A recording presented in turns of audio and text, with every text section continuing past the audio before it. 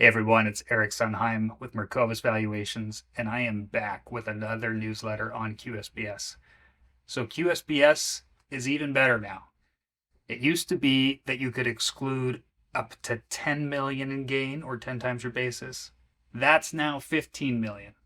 And you could do so when a company was worth less than 50 million. That's now 75 million, thanks to the big beautiful bill. So as a high-level overview, QSBS was an investor benefit for investing in small businesses. It was an incentive offered by the federal government to try to get people to put money into businesses worth less than 50 million.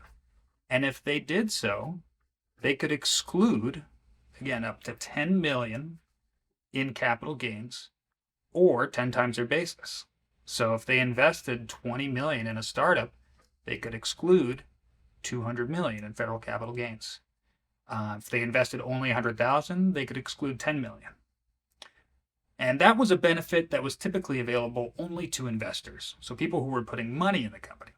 And founders often wouldn't benefit from it because founders, instead of putting dollars into the company, they put their time, or what we call sweat equity.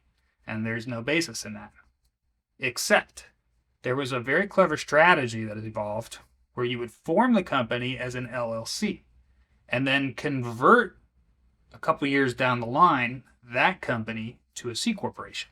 And the value of the LLC's assets at the time of that conversion is now the founder's basis in the C corp.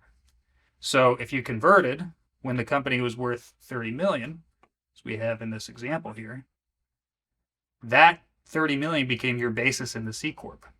And if the C corp later sold for 100 million, you could exclude 70 million in capital gains. So you couldn't exclude the whole gain, right? You didn't put any money in, so you had a $100 million gain, but you could exclude the 70 million. The 30 million you still had to pay tax on.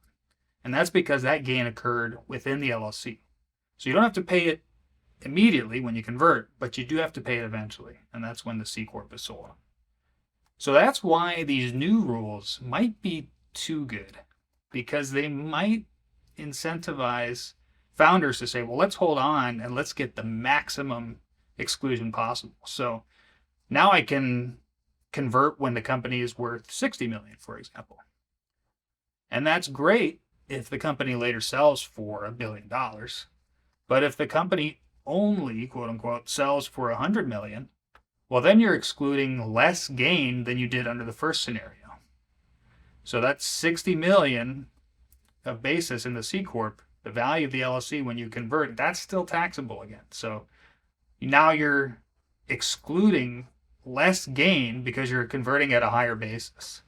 So you're really swinging for the fences if you're converting at these higher values, which might be appropriate depending on what you plan to do with the company. But have the end in sight. Know what your milestones are. Know when you might sell. And that can inform your timing, at least for tax purposes, of when you might want to execute this LLC conversion. We are seeing a ton of these. So if you have any questions on them, please reach out. We'd be happy to help. I'm Eric Sundheim with Merkovus Valuations. Thanks.